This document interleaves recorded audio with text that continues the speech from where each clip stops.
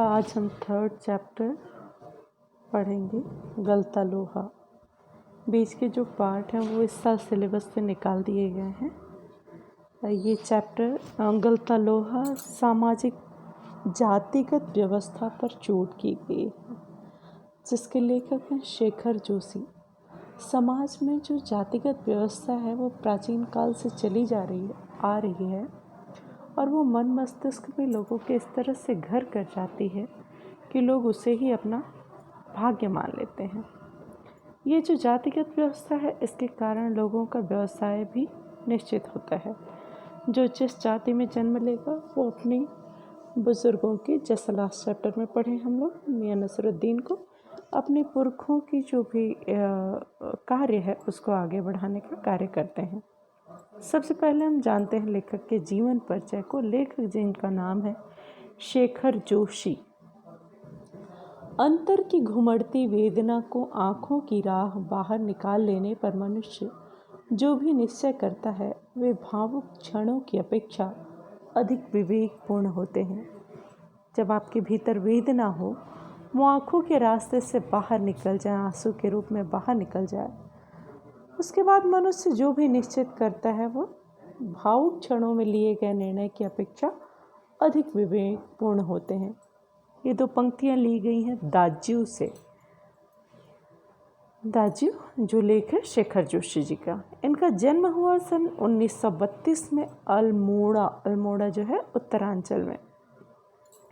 इनकी प्रमुख रचनाएं हैं कोसी का घटवार, साथ के लोग, दाज्यू जहाँ की 2 पंक्तियाँ भी हम लोगों ने पढ़ी, हलवाहा, नौरंगी बीमार है, ये सब क्या है, कहानी संग्रह है। एक पेड़ की याद, ये क्या है, शब्द चित्र का संग्रह है। शब्द चित्र लास्ट चैप्टर में हम लोग समझ चुके हैं। उन शब्द चित्रों का संग्रह है एक पेड़ की याद। इनको सम्मान कौन सा मिला? पहल सम्मान। पिछली सदी का 6वां दशक अर्थात 60s का जो ईयर रहा उसमें 6वां दशक हिंदी कहानी के लिए युगांतकारी समय था। युग का अंत होकर नए युग का आरंभ, युगांतकारी है ना। एक साथ कई युवा कहानीकारों ने अब तक चली आती कहानियों की रंग ढंग से अलग तरह की कहानियाँ लिखनी शुरू की, अर्थात एक नए युग का आरंभ हुआ। और देखते देखते कहानी की विधा साहित्य जगत के केंद्र में आकर खड़ी हुई। उस पूरे उठान को नाम दिया गया नई कहानी आंदोलन। इस आंदोलन के बीच उभरी हुई प्रतिभाओं में शेखर जोशी जी का स्थान अन्यतम है। वह स्थान और किसी को नहीं दिया जा सकता है ना। उनका महत्वपूर्ण स्थान है। उनकी कहानियाँ नई कहानी आंदोलन के प्रगतिशील पक्ष का प्रतिनिधित्व करती है। समाज का मेहनतकश और सुविधाहीन तबका मतलब वर्ग उनकी कहानियों में जगह पाता है। निहायत सहज और आडंबरहीन भाषा शैली में वे सामाजिक यथार्थ के बारीक नुक्तों को पकड़ते और प्रस्तुत करते हैं। उनके रचना संसार से गुजरते हुए समकालीन जनजीवन की बहुविध विडंबनाओं, समकालीन उस समय की जनजीवन, लोगों का जीवन की बहुविध विडंबनाएं तो होती हैं, बहुविध अलग अलग तरह की विडंबनाएं को महसूस किया जा सकता है। ऐसा करने में उनके प्रगतिशील जीवन दृष्टि और यथार्थ बोध का बड़ा योगदान रहा है। किसका? शेखर जोशी जी का। शेखर जी की कहानियाँ विभिन्न भारतीय भाषाओं के अतिरिक्त अंग्रेजी, पोलिश और रूसी में भी अनुवादित हो चुकी हैं। उनकी प्रसिद्ध कहानी दाज्यू पर चिल्ड्रन फिल्म सोसाइटी द्वारा फिल्म का निर्माण भी हुआ है। गलता लोहा जिस पाठ को हम पढ़ने जा रहे हैं, जिस कहानी को हम पढ़ेंगे, शेखर जोशी की कहानी कला का एक प्रतिनिधि नमूना है। समाज के जातिगत विभाजन पर कई कोणों से टिप्पणी करने वाली यह कहानी इस बात का उदाहरण है कि शेखर जोशी के लेखन में अर्थ की गहराई का दिखावा और बड़बोलापन जितना ही कम है। क्या? शेखर जोशी जी की कहानियों में अर्थ की गहराई का दिखावा और बड़बोलापन जितना ही कम है, वास्तविक अर्थ गांधीर्य उतना ही अधिक है। लेखक की किसी मुखर टिप्पणी के बगैर, उन्होंने कोई मुखर टिप्पणी नहीं की, आगे बढ़कर कोई ऐसी बात नहीं की, टिप्पणी नहीं की, लेकिन उनकी जो पूरी रचना है वो पूरे पाठ से गुजरते हुए हम यह देख पाते हैं कि एक मेधावी किंतु निर्धन ब्राह्मण युवक मोहन किन परिस्थितियों के चलते उस मनोदशा तक पहुंचता है जहां उसके लिए जातीय अभिमान बेमानी हो जाता है। इस कहानी के अंतर्गत हम देखेंगे इस चीज़ को। सामाजिक विधि निषेधों को ताक पर रखकर, सामाजिक विधि नियम निषेधों, मना करना, रोकथाम जो रुकावटें रहती हैं, इस जाति के लोग ऐसा नहीं करते, इस जाति के लोग ऐसा नहीं कर सकते, ये निषेध। तो जो सामाजिक विधि निषेधों को ताक पर रखकर वह धनराम लोहार के आफर पर बैठता ही नहीं है, उसके काम में भी अपनी कुशलता दिखाता है।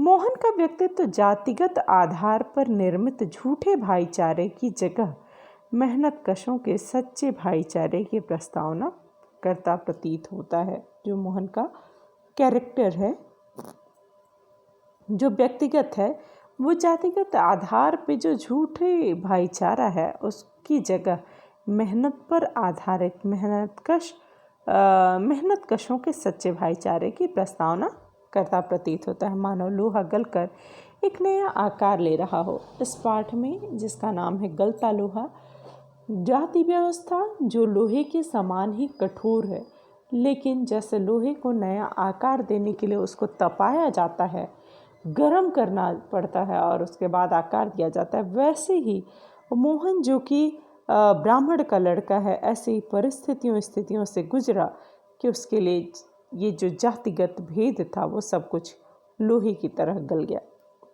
पढ़ते हैं इस कहानी को। गलता लोहा। मोहन के पैर अनायास से शिल्पकार टोले की ओर मुड़ गए।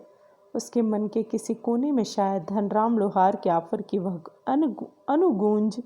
अनुगूंज जो पीछे से आवाज़ आती है ना, अनुगूंज शेष थी, जिसे वह पिछले 3-4 दिनों से दुकान की ओर आते जाते हुए दूर से सुनता रहा था। जब वो दुकान से आता जाता था तो दूर से ही धनराम लोहार के आफर की वो अनुगूंज सुनता था।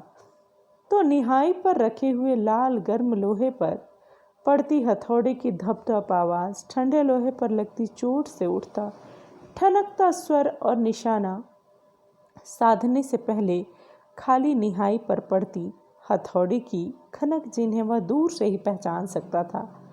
मोहन लोहे को भी गलाने के लिए अलग अलग ढंग से उस पर चोट की जाती है। देखो किस तरह की, जो लाल गर्म लोहे पर हथौड़ा पड़ेगा उसकी आवाज़ अलग होगी, धप-धप आवाज़, और ठंडा लोहे पर जो आवाज़ होगी वो ठनक वाली होगी, टन से, और निशाना साधने से पहले, उस पर चोट करने से पहले जो खाली निहाई पर हथौड़ी मारी जाती है उसकी आवाज़ अलग होगी।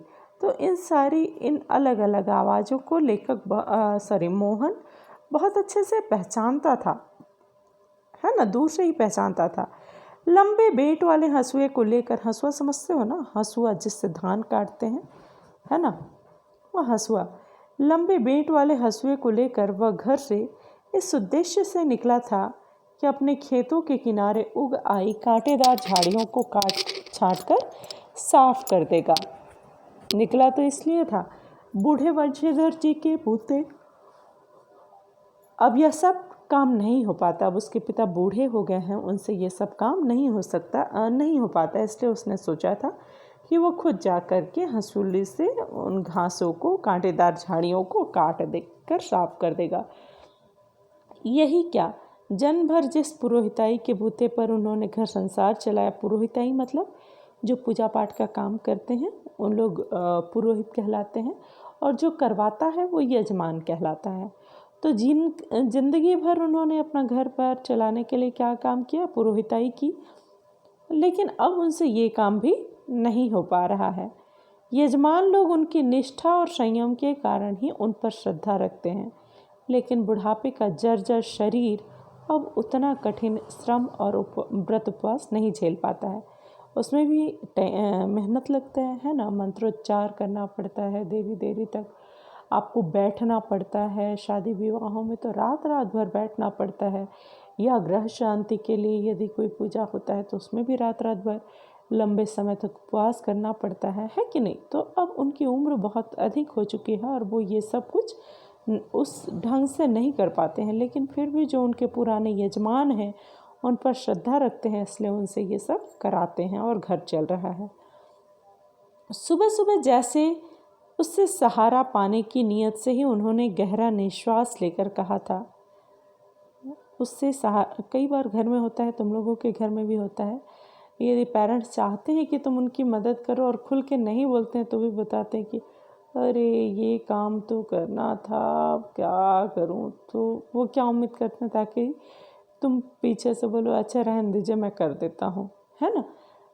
तो उसी तरह से उन्होंने भी कहा निश्वास थकते हुए, सांस छोड़ते हुए कि आज गणनाथ जाकर चंद्रदत्त जी के यहाँ रुद्री पाठ करना था। अब मुश्किल ही लग रहा है, यह 2 मील की सीधी चढ़ाई अब अपने बूते की नहीं। एकाएक ना भी नहीं कहा जा सकता। कुछ समझ में नहीं आता वो क्या उम्मीद कर रहे थे कि मोहन कहे कि ठीक है पिताजी मैं चला जाता हूँ, है ना।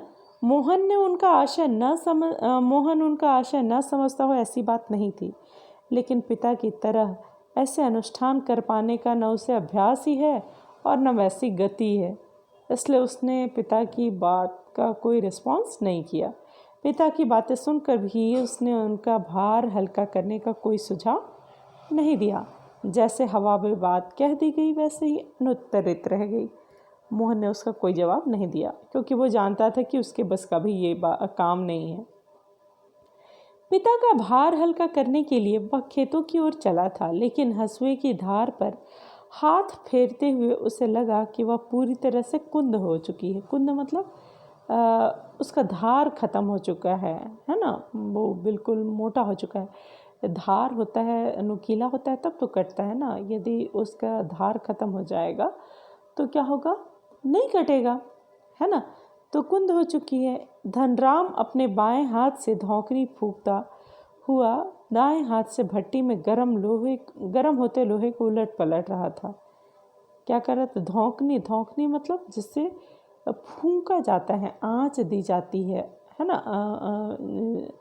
जहाँ भी भट्ठा होता है, आग जलाई जाती है, तो आग को आँच देने के लिए लंबी पाइप नुमा चीज़ होती है जिससे फूंकते हैं, तो आपके मुंह पे धुआं नहीं लगेगा, तेज आंच नहीं लगेगी और आपकी फूंक वहाँ तक पहुँच जाती है, उसको धौंकनी बोलते हैं। तो दाएं हाथ से धौंकनी फूंकता हुआ बाएं हाथ से धौंकनी फूंक रहा था और दाएं हाथ से क्या कर रहा था, भट्टी में गर्म होते हुए लोहे को अलट पलट रहा था। जैसे मक्का भूंजते हो तो उसको अलटते पलटते हो ना, तो वैसे ही वो लोहार की दुकान थी, तो लोहा गर्म हो रहा था तो लोहे को अलट पलट रहा था।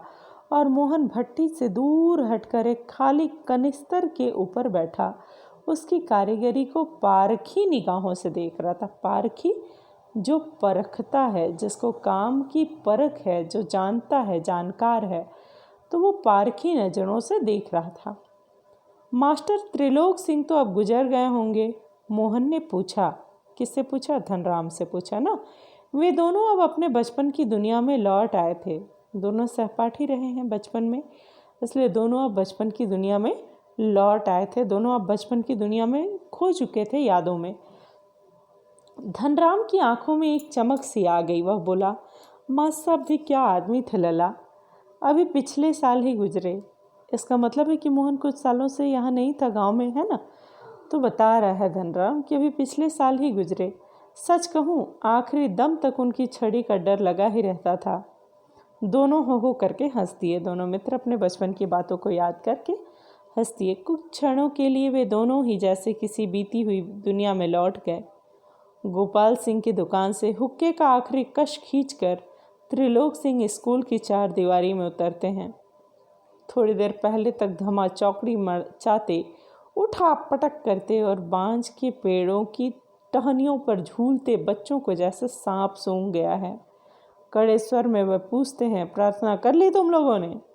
ये जानते हुए भी कि यदि प्रार्थना हो गई होती तो गोपाल सिंह की दुकान तक उनका संवेद स्वर पहुँचता ही। यदि प्रार्थना हुई रहती तो जहाँ वो हुक्का पूरी रहते वहाँ तक आवाज़ जाती, मतलब नहीं हुआ है, फिर भी वे पूछते ज़रूर, है ना। और क्या करते, त्रिलोक सिंह घूर घूर कर एक एक लड़के को देखते हैं, फिर वही कड़कदार आवाज़, मोहन नहीं आया आज। मोहन उनका चहेता शिष्य था, पुरोहित खानदान का कुशाग्र बुद्धि का बालक, पढ़ने में ही नहीं गायन में भी बेजोड़ था। ब्राह्मण था तो ब्राह्मण जातिगत व्यवस्था के अंतर्गत सर्वोच्च जाति मानी जाती है और उनकी बुद्धि कुशाग्र, तेज, तीक्ष्ण मानी जाती है। तो वो न केवल पढ़ाई में बल्कि गायन में भी बेजोड़ था। त्रिलोक सिंह मास्टर ने उसे पूरे स्कूल का मॉनिटर बना रखा था। वही सुबह सुबह हे प्रभु आनंददाता ज्ञान हमको दीजिए का पहला स्वर उठाकर प्रार्थना शुरू करता, वो शुरू करता और बाकी सब गाते, है ना। तो मोहन को लेकर मास्टर त्रिलोक सिंह की बड़ी उम्मीदें थीं। कक्षा में किसी छात्र को कोई सवाल ना आने पर वही सवाल वे मोहन से पूछते और उनका अनुमान सही निकलता। मोहन ठीक ठीक उत्तर देकर उन्हें संतुष्ट कर देता और तब वे उस फिसड्डी बालक को दंड देने का भार भी मोहन पर ही डाल देते थे कि जाओ तुम ही पनिश करो, है ना। पकड़ इसका कान और लगवा इससे 10 उठक बैठक, वे आदेश दे देते। धनराम भी उन अनेक छात्रों में से एक था जिसने त्रिलोक सिंह मास्टर के आदेश पर अपने हमजोली मतलब सहपाठी साथी मोहन के हाथों कई बार बेत खाए थे। मास्टर साहब कहते थे तो मोहन को मारना पड़ता था या कान खिंचवाए थे। मोहन के प्रति थोड़ी बहुत ईर्ष्या रहने पर भी, थोड़ी सी ईर्ष्या तो होगी ना, तुम्हारा ही क्लासमेट है और टीचर उसको हर बात में आगे रखता है और उससे तुमको पनिश करवाए, तुमको ही नहीं सबको, किसी को भी, तो ईर्ष्या तो होती है, बुरा तो लगता है। तो धनराम के मन में भी थोड़ी बहुत तो ईर्ष्या थी, फिर भी प्रारंभ से ही उसके प्रति स्नेह और आदर का भाव रखता था। आदर का भाव क्यों? क्योंकि वो ब्राह्मण लड़का था। ब्राह्मणों के प्रति समाज में बहुत ही आदर का भाव रखा जाता था। तो शुरू से ही उसके प्रति आदर का भाव धनराम के मन में भरा हुआ था। इसका एक कारण शायद यह था कि बचपन से ही मन में बैठा दी गई थी जातिगत हीनता के कारण, है ना। धनराम के मन में जातिगत हीनता बैठी हुई थी कि तुम लोहार हो और तुम कभी भी ब्राह्मण की बराबरी नहीं कर सकते। ब्राह्मण सर्वोच्च जाति है और कोई भी जाति उसके बराबर नहीं हो सकती। तो ये जो हीन भाव था जातिगत, वह धनराम के दिमाग में, दिल में ऐसा बैठा हुआ था कि उसने कभी भी मोहन को अपना कॉम्पिटिटर नहीं समझा, प्रतिद्वंदी नहीं समझा, बल्कि वह इसे मोहन का अधिकार ही समझता है ना। बड़ी जाति का है, उसका अधिकार है, यदि मार रहा है तो वो कुछ भी गलत नहीं कर रहा, उसका अधिकार है। सवाल करने का हमारा अधिकार नहीं है क्योंकि हम छोटी जाति के हैं, है ना। तो इस तरह का माइंड सेट है, इस तरह के वातावरण में ही उसका पालन पोषण हुआ। तो ये सारी चीज़ें स्वयं स्वीकार्य थीं। तो बीच बीच में त्रिलोक सिंह मास्टर का यह कहना कि मोहन एक दिन बहुत बड़ा आदमी बनेगा, है ना, और बनकर स्कूल का नाम और उनका नाम ऊंचा करेगा, धनराम के लिए किसी और तरह से सोचने की गुंजाइश ही नहीं रखता है। बच्चों के लिए जो मास्टर कह देते हैं, टीचर कह देते हैं, वो भगवान की वाणी ही हो जाती है। तो मास्टर साहब जब ऐसा कहते थे त्रिलोक सिंह, तो धनराम के लिए फिर शंका की गुंजाइश ही नहीं बचती थी मोहन के लिए, है ना। वो मानते थे कि नहीं ऐसा होगा क्योंकि मास्टर साहब कहते हैं। और धनराम वह गांव के दूसरे खेतीहर या मजदूर परिवारों के लड़कों की तरह किसी प्रकार तीसरे दर्जे तक ही स्कूल का मुंह देख पाया था। त्रिलोक सिंह मास्टर कभी कभार ही उस पर विशेष ध्यान दे देते थे। एक दिन अचानक ही उन्होंने पूछ लिया था, धनुआ तेरा का पहाड़ा सुना तो। धनुआ किसको? धनराम को ना। 12 तक का पहाड़ा तो उसने किसी तरह याद कर लिया था, लेकिन 13 का ही पहाड़ा उसके लिए पहाड़ हो गया था। लेकिन अब मास्टर साहब ने कहा तो सुनाना तो पड़ेगा, है ना। तो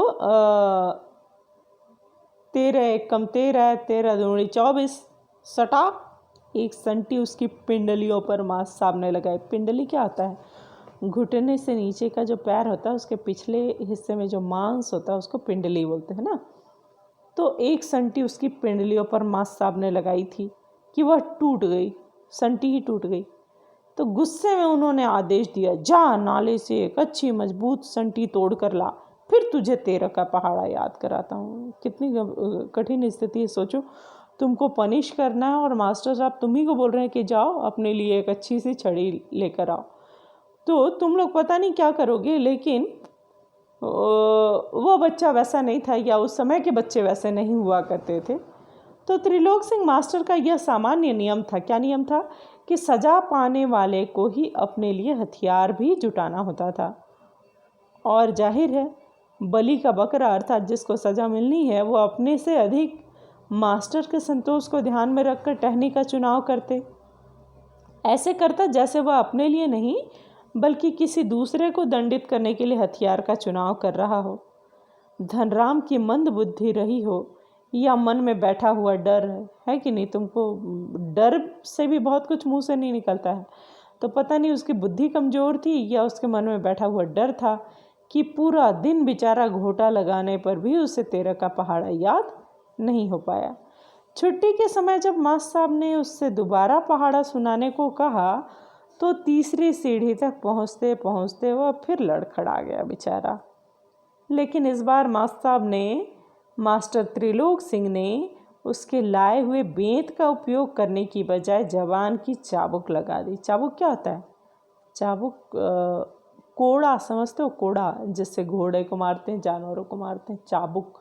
तो जुबान की चाबुक, जुबान से भी चोट लगती है ना, एक संटी से या डंडे से या थप्पड़ से चोट लगती है जो ऊपर से लगती है शरीर के ऊपर, जो समय के साथ भर जाती है।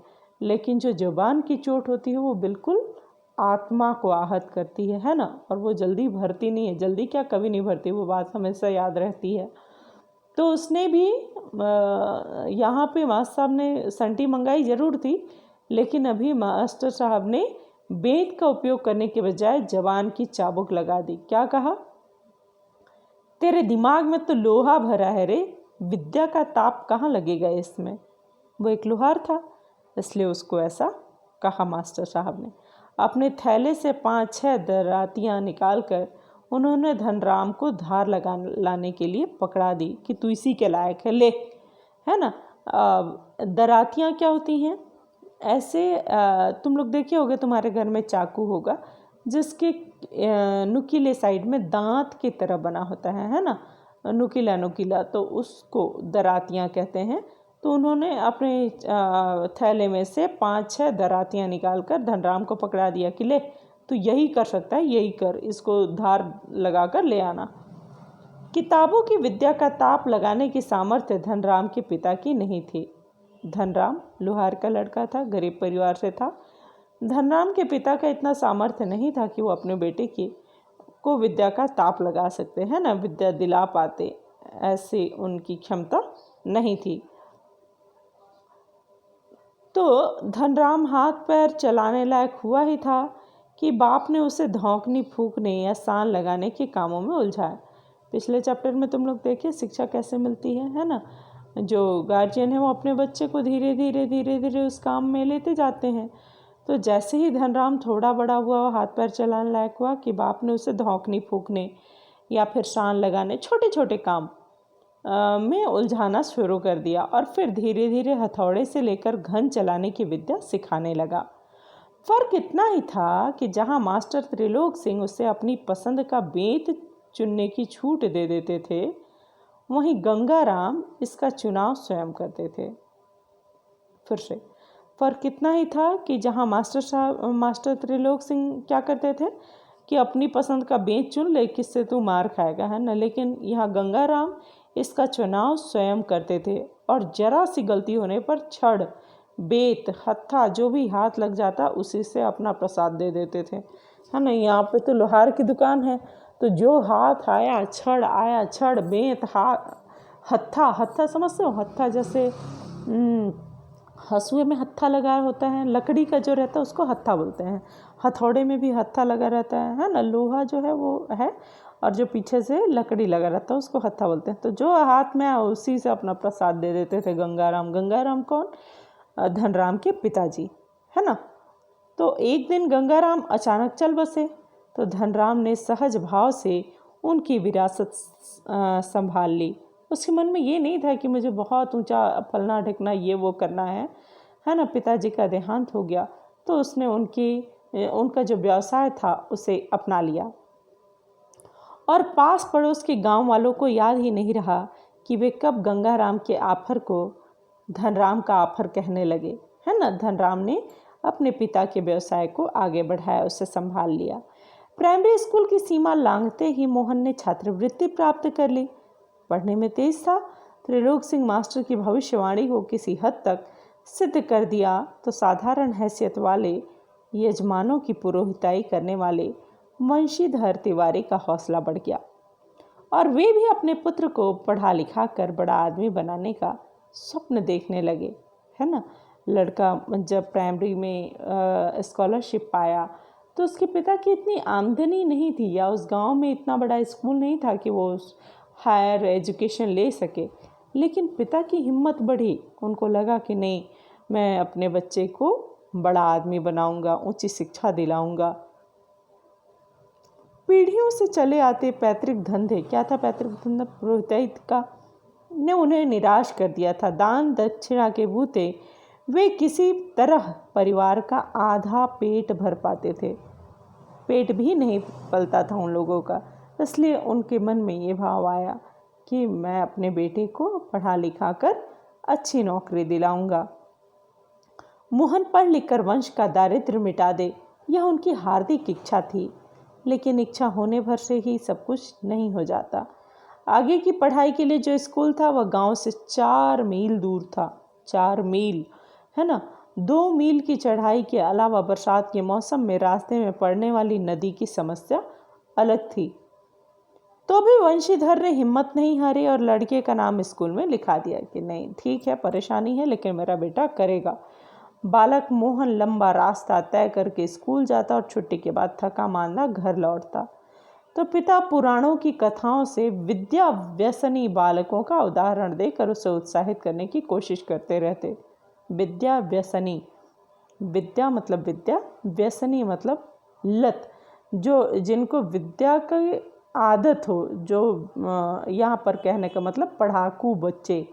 तो वो जब लड़का उतना 4 मील से आए, उतना 2 मील की चढ़ाई चढ़ के नदी पार करके स्कूल गया, पढ़ा लिखा और आया, तो उसके बाद उसके पिता पुराणों से विद्या व्यसनी बालकों का उदाहरण देकर उसको उत्साहित करने की कोशिश करते। तुम लोग को अच्छा लगेगा, तुम्हारे पेरेंट्स भी करते हैं ना, लेकिन मुझे पता है कि किसी को अच्छा नहीं लगता, पर माँ बाप को लगता है कि नहीं, शायद बच्चे का उत्साह बढ़ेगा, इसलिए वो ऐसा करते हैं। खैर आगे बढ़ो। वर्षा के दिनों में नदी पार करने की कठिनाई को देखते हुए वंशीधर ने नदी पार के गांव में एक यजमान के घर पर मोहन का डेरा तय कर दिया था, है ना। बरसात में नदी जब अपने उफान में होती है तो उसे पार करना बहुत मुश्किल होता है।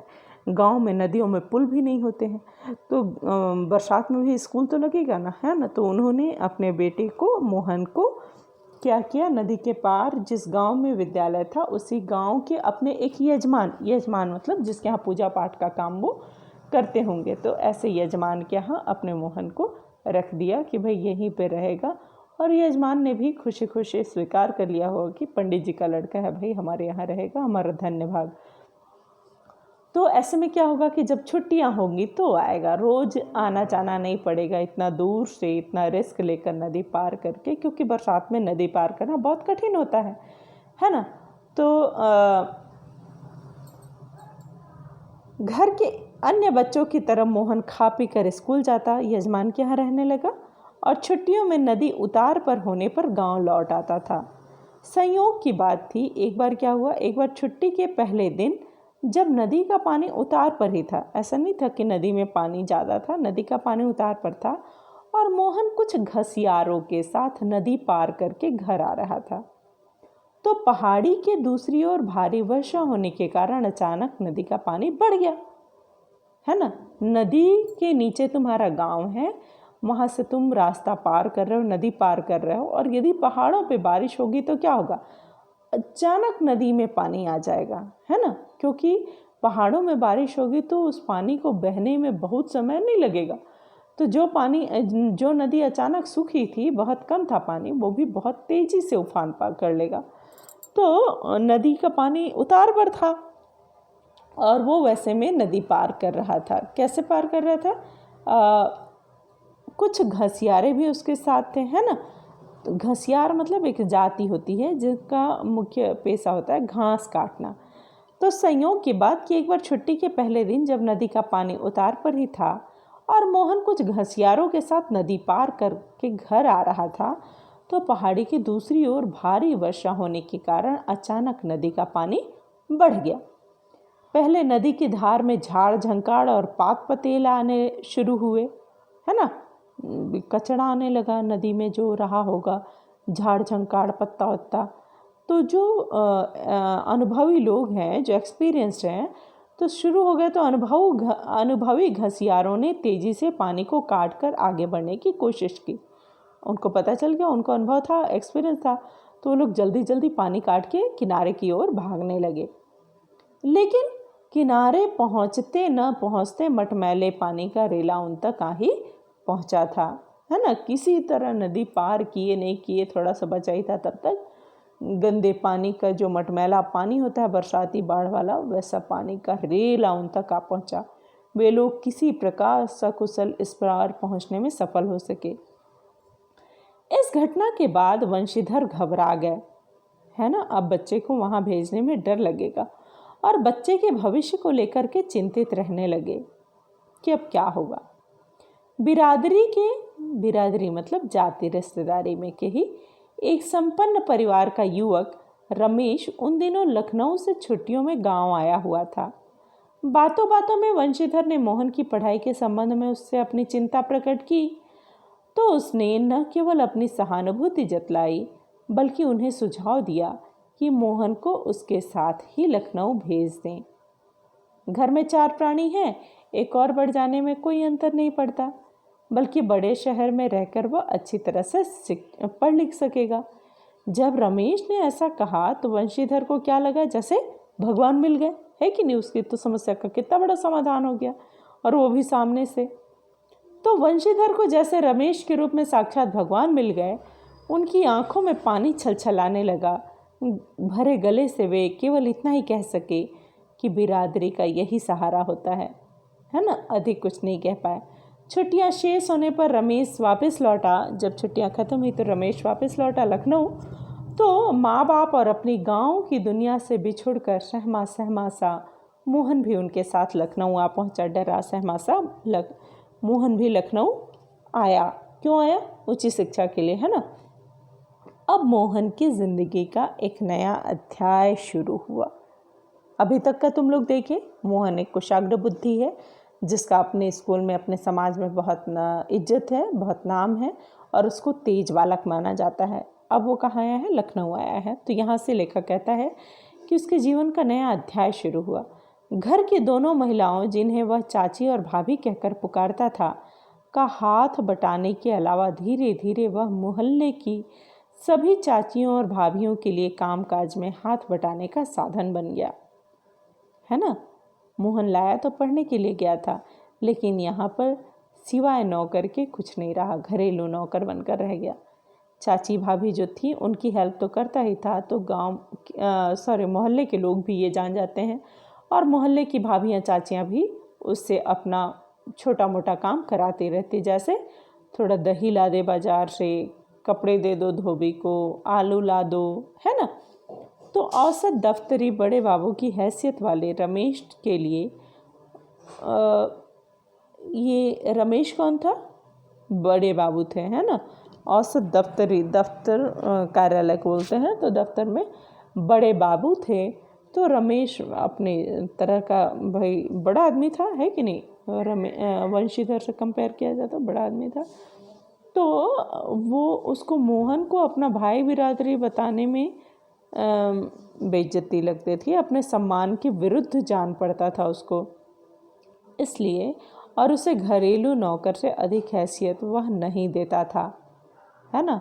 यहाँ से भले ही रिश्तेदार और अपना बनकर ले गया, लेकिन वहाँ उसे वो घरेलू नौकर से अधिक हैसियत नहीं देता था। इस बात को मोहन भी समझने लगा था। मोहन भी बहुत छोटा नहीं था, है ना, प्राइमरी कर चुका था, गांव का लड़का था, वो भी इतनी बात समझता था। तो थोड़ी बहुत हीला हवाली करने के बाद रमेश ने निकट के ही एक साधारण से स्कूल में उसका नाम लिखवा दिया। उसके पिता को क्या कहा था कि वहाँ बड़े शहर में रहेगा, अच्छे स्कूल में शिक्षा लेगा, है ना, तो उसको और अच्छा ज्ञान प्राप्त होगा। लेकिन यहाँ पर ना अनुकूल करते करते अच्छा भाई नाम लिखवाना है करके एक साधारण से स्कूल में उसका नाम लिखवा दिया गया।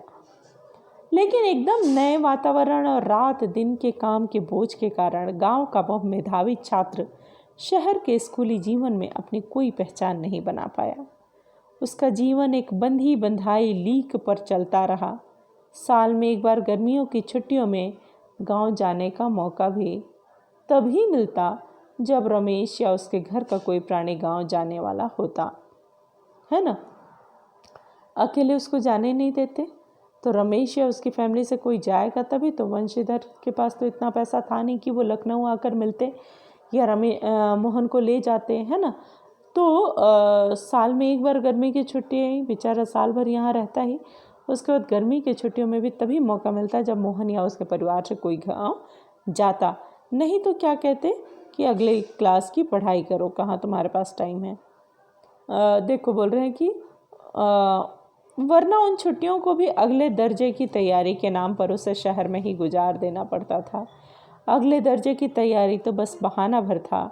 सवाल रमेश और उसकी गृहस्थी की सुविधा असुविधा का था, है ना। 2 महीना 3 महीना के लिए यदि मोहन चला जाएगा तो घरेलू नौकर का काम कौन करेगा? भाभी चाची लोग का दही और आलू और टमाटर कौन लाएगा, है ना। इसलिए उसको भेजना नहीं चाहते थे लोग। मोहन ने परिस्थितियों से समझौता कर लिया था क्योंकि और कोई चारा भी नहीं था। फ़ोन का ज़माना नहीं था कि अपने पिता को बताता। यदि फ़ोन होता भी तो पिता क्या कर लेते, उसके पास कोई ऑप्शन नहीं था। इसलिए उसने उसे आत्मसात कर लिया था, समझौता कर लिया था। घर वालों को अपनी वास्तविक स्थिति बताकर वह दुखी नहीं करना चाहता था। वंशीधर उसके सुनहरे सपने के भविष्य के सपने देख रहे थे कि मेरा बेटा तो कहाँ है, लखनऊ में है, अच्छी शिक्षा प्राप्त करेगा, अच्छी पढ़ाई करेगा, अच्छा ऑफिसर बनेगा, है ना। 8वीं कक्षा की पढ़ाई समाप्त कर छुट्टियों में मोहन गांव आया हुआ था। जब वह लौटकर लखनऊ पहुंचा तो उसने अनुभव किया कि रमेश के परिवार के सभी लोग जैसे उसकी आगे की पढ़ाई के पक्ष में ही नहीं है। मिडिल स्कूल कर चुका, 8वीं पढ़ लिया, अब आगे पढ़ के क्या करेगा, है ना। तो जब वो वापस लौटा तब उसको इस बात का एहसास हुआ कि वे लोग अब उसकी आगे की पढ़ाई के पक्ष में नहीं हैं।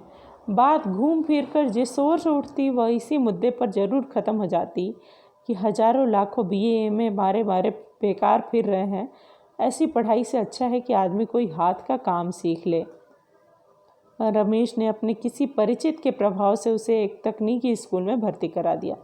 तकनीकी टेक्निकल, है ना, ऐसे स्कूल में उसका एडमिशन करा दिया जहाँ वो टेक्निकल नॉलेज ले सके।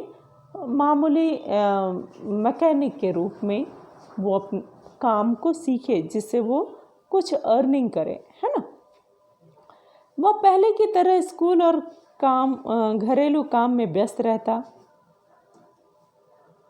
पहले भी जैसे घरेलू कामकाज करता था वैसे ही वह अब भी व्यस्त रहता था। धीरे धीरे 1.5-2 वर्ष का यह समय भी बीत गया और मोहन अपने पैरों पर खड़ा होने के लिए कारखानों और फैक्ट्रियों के चक्कर लगाने लगा। उसकी क्लासेस कंप्लीट हो गई, है ना। अब वो नौकरी की तलाश में कारखानों और फैक्ट्रियों को चक्कर लगाने लगा। वंशीधर से जब भी कोई मोहन के विषय में पूछता, वंशीधर कौन? मोहन के पिता। वंशीधर से जब भी कोई मोहन के विषय में पूछता तो वे उत्साह के साथ उसकी पढ़ाई की बाबत बताने लगते कि मेरा बेटा तो लखनऊ में है, पढ़ रहा है, बड़े स्कूल में पढ़ रहा है ना, बहुत अच्छा कर रहा है। तो बताने लगते और मन ही मन उनको विश्वास था कि वह एक दिन बड़ा अफसर बनकर लौटेगा। लेकिन जब उन्हें वास्तविकता का ज्ञान हुआ तो न सिर्फ गहरा दुख हुआ बल्कि वे लोगों को अपने स्वप्न भंग की जानकारी देने का साहस भी नहीं जुटा पा रहे थे। उनका सपना था वो लड़का जो गांव में इतना तेज़ था, जिसके गुरु उसका इतना तारीफ़ करते थे, जिसको स्कॉलरशिप मिली थी, कैसे इस बात को स्वीकार कर लेते कि उनका लड़का एक मामूली मैकेनिक बनकर रह गया। तो वो इस बात को किसी को बता भी नहीं पाते थे। धनराम ने भी एक दिन उनसे मोहन के बारे में पूछा था, तो घास का एक तिनका तोड़कर दांत खोदते हुए उन्होंने बताया था कि उसकी सेक्रेटरिएट में नियुक्ति हो गई है और शीघ्र ही विभागीय परीक्षाएं देकर वो बड़े पद पर पहुंच जाएगा। उनको पता था कि ऐसा कुछ नहीं है, लेकिन फिर भी वो नहीं बता पाए जो उसकी वास्तविक स्थिति थी। धनराम को त्रिलोक सिंह मास्टर की भविष्यवाणी पर पूरा भरोसा था। ऐसा तो होना ही था, उसने सोचा। दांतों के बीच में तिनका दबाकर असत्य भाषण का दोष न लगने का संतोष लेकर वंशीधर आगे बढ़ गए। टुटका समझते हो ना, टुटका। तो वंशीधर एक पंडित जी थे, पुरोहित थे, तो उन्होंने भी मुंह में दांत में तिनका फंसाकर ये झूठ बोला था और यह मान लिया कि ऐसे झूठ बोलने से इसका पाप नहीं लगता। धनराम के शब्द मोहन लल्ला बचपन से ही बड़े बुद्धिमान थे। उन्हें बहुत देर तक कचोटते रहे कि बुद्धिमान तो थे, लेकिन कहाँ पहुँचे, है ना। त्रिलोक सिंह मास्टर की बातों के साथ साथ बचपन से लेकर अब तक के जीवन के कई प्रसंगों पर मोहन और धनराम बातें करते रहे। ये पूरी कहानी कहाँ हो रही है? मोहन लेकर आया है हंसुआ, धनराम की दुकान के सामने बैठकर ये सारी बातें हो रही हैं। धनराम ने मोहन के हंसुए के फाल को बेत से निकालकर, हंसुआ का फाल जो लोहा वाला हिस्सा होता है उसको फाल बोले, और बेत मतलब जो लकड़ी वाला हिस्सा है, भट्टी में तपाया लोहे को और मन लगाकर उसकी धार गढ़ दी। गरम लोहे को हवा में ठंडा होने में काफ़ी समय लग गया था। धनराम ने उसे वापस बेंत पहनाकर उसकी हंसली को मोहन को लौटाते हुए जैसे अपनी भूल चूक के लिए माफ़ी मांगी कि भाई तुम बड़ी जात के हो, यदि मुझसे कुछ गलती हुई हो, तुमको इतना देर इंतज़ार करना पड़ा। कहा कुछ नहीं, लेकिन आंखों ही आंखों से जैसे उसने माफ़ी मांगी। और उसने क्या कहा, बेचारे पंडित जी को तो फुर्सत ही नहीं रहती, लेकिन किसी के हाथ भिजवा देते तो मैं तत्काल बना दिया होता, है ना। मोहन ने उत्तर में कुछ नहीं कहा, लेकिन हंसुए को हाथ में लेकर वह फिर वहीं बैठा रहा, जैसे उसे वापस जाने की कोई जल्दी ना रही हो। सामान्य तौर पे क्या होता है, ब्राह्मण टोले के लोगों को शिल्पकार टोले में उठना बैठना नहीं होता था। बड़ी जाति के लोग छोटी जाति के मोहल्ले में उठना बैठना नहीं होता। किसी कामकाज के सिलसिले में यदि शिल्पकार टोले में आना ही पड़ा तो खड़े खड़े बातचीत निपटा ली जाती थी, है ना। ब्राह्मण टोले के लोगों को बैठने के लिए कहना भी उनकी मर्यादा के विरुद्ध समझा जाता था। पिछले कुछ वर्षों से शहर में जा रहने के बावजूद मोहन गांव की इन मान्यताओं से अपरिचित हो, ऐसा संभव नहीं था, है ना। प्राइमरी एजुकेशन उसके गांव में हुई है, तो ऐसा नहीं है कि मोहन को इन मान्यताओं का, गांव के इन नियमों का अंदाज़ा नहीं है या मालूम नहीं है उसको। लेकिन धनराम मन ही मन उसके व्यवहार से असमंजस में पड़ा हुआ था कि ये ब्राह्मण जाति का, ब्राह्मण मोहल्ले का लड़का मेरी दुकान के सामने खड़ा है अभी भी। तो लेकिन उसने कुछ भी प्रकट नहीं किया, प्रकट में उसने कुछ नहीं कहा और अपना काम करता रहा। लोहे की एक मोटी छड़ को भट्टी में गलाकर धनराम गोलाई में मोड़ने की कोशिश कर रहा था। एक हाथ से सड़सी पकड़कर, सड़सी क्या होता है, सड़सी जिससे गरम वस्तु को पकड़ते हैं, तुम्हारे घर में भी होगा, गरम बर्तन को पकड़ने के लिए सड़सी का प्रयोग किया जाता है। पलास की तरह होता है, जैसे इलेक्ट्रिक में क्या करते हैं, पलास का काम होता है, वैसे ही सड़सी होती है। तो एक हाथ से सड़सी से पकड़ कर लोहे को और दूसरे हाथ से हथौड़े की चोट मारता था, है ना। चोट मारता तो निहाई पर ठीक घाट में सिरा न फंसने। निहाई क्या होता है, जिसमें लोहे को फंसाते हैं, लोहार या बढ़ई काम करते हैं, तुम लोग देखे होगे कैसे काम करते हैं ना। उसको फंसाओगे तब तो उस पर चोट, यदि मारोगे बिना फंसाए तो कहीं भी भागेगा। तो मोहन कुछ देर तक उसे क्या किया, उसने एक हाथ से सर से पकड़कर जब वह दूसरे हाथ से हथौड़े की चोट मारता तो निहाई पर ठीक घाट में सिरा न फंसने के कारण, जो उसका दूसरा सिरा था वो निहाई में ठीक से नहीं फंसने के कारण क्या हुआ, लोहा उचित ढंग से मुड़ नहीं पा रहा था। जिस ढंग से वो मोड़ना चाह रहा था, गोल करना चाह रहा था, वो ढंग से मोड़ नहीं पा रहा था, क्योंकि वो जहाँ फंसना चाहिए वहाँ ढंग से फंसा नहीं था। इसलिए उस पर जो हथौड़ा था उसकी चोट सही ढंग से नहीं पड़ रही थी, है ना। तो मोहन कुछ देर तक उसे काम करते हुए देखता रहा। फिर जैसे अपना संकोच त्याग कर उसने दूसरी पकड़ से लोहे को स्थिर कर दिया और धनराम के हाथ से हथौड़ा लेकर नपी तुली चोट मारते हुए अभ्यस्त हाथों से धौंकनी फूंक कर लोहे को दोबारा भट्ठी में गर्म करते और फिर निहाई पर रखकर उसे ठोकते पीटते सुघड़ गोल रूप दे दिया। उसने ये शिक्षा सीखी थी, शहर में टेक्निकल नॉलेज उसने लिया था, तो वो बर्दाश्त नहीं कर पाया। वो पहले तो धनराम को करते देखता रहा, फिर अपने आप को रोक नहीं पाया और वो उठा और उसने ये सब कुछ फटाफट कर दिया। मोहन का ये जो इंटरफेयर हुआ, ये जो हस्तक्षेप हुआ, वो इतना फास्ट था, इतना फुर्ती और आकस्मिक ढंग से हुआ कि धनराम को चूक का मौका ही नहीं मिला। उसको कुछ सोचने और समझने का टाइम ही नहीं मिला। वह अवाक मोहन की तरफ देखता रहा। उसे कितना आश्चर्य हुआ ये बताया नहीं जा सकता। सोच सकते हो ना, वो लोहार जो ब्राह्मण जाति के लिए कितना, मतलब ब्राह्मण जिस दरवाजे पर खड़ा नहीं होता है, उस दरवाजे पर यदि ब्राह्मण का लड़का उसके काम को इस दक्षता से इतना फटाफट कर दे तो उसको कितना आश्चर्य होगा। तो अवाक रह गया।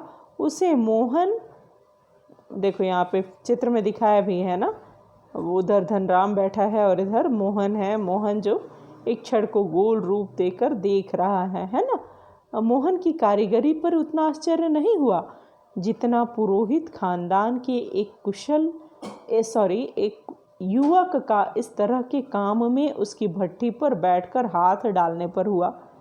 पुरोहित खानदान का एक युवक लोहार की भट्टी पर बैठकर और लोहार का काम इस ढंग से करे तो उसको इस बात का ज़्यादा आश्चर्य हुआ। वह शंकित दृष्टि से इधर उधर देखने लगा। उसे विश्वास ही नहीं हो रहा था। धनराम की संकोच, असमंजस और धर्म संकट की स्थिति से उदासीन मोहन, उदासीन जिस पर कोई फर्क न पड़े, धनराम के मन में जो संकोच था, असमंजस था, जो धर्म संकट की स्थिति थी, उसका मोहन पे जरा भी फर्क नहीं पड़ रहा था। उसको मोहन ने जरा भी ध्यान नहीं दिया। उदासीन मोहन संतुष्ट भाव से अपने लोहे के छल्ले की त्रुटिहीन गोलाई को जांच रहा था। त्रुटिहीन जिसमें कोई त्रुटि ना हो, कोई कमी ना हो। उसको जरा भी नहीं लगा कि धनराम पे क्या बीत रही है, धनराम क्या सोच रहा है, क्या समझ रहा है ना। वो जिस लोहे के टुकड़े को गोल रूप दिया उसकी गोलाई को परख रहा था। उसने धनराम को अपनी कारीगरी की स्वीकृति पाने की मुद्रा में देखा। उसकी आंखों में एक सर्जक की चमक थी जिसमें न स्पर्धा थी और न ही किसी प्रकार की हार जीत का भाव था। सर्जक सृजन करने वाला सर्जक होता है, उसमें न कोई स्पर्धा थी और न ही किसी प्रकार की हार या जीत का भाव था। इस तरह से ये चैप्टर यहाँ कंप्लीट हुआ। इस चैप्टर में आप लोगों ने देखा कि जातिगत जो भाव था वो किस तरह लोहे की तरह गल कर एक नया रूप लिया।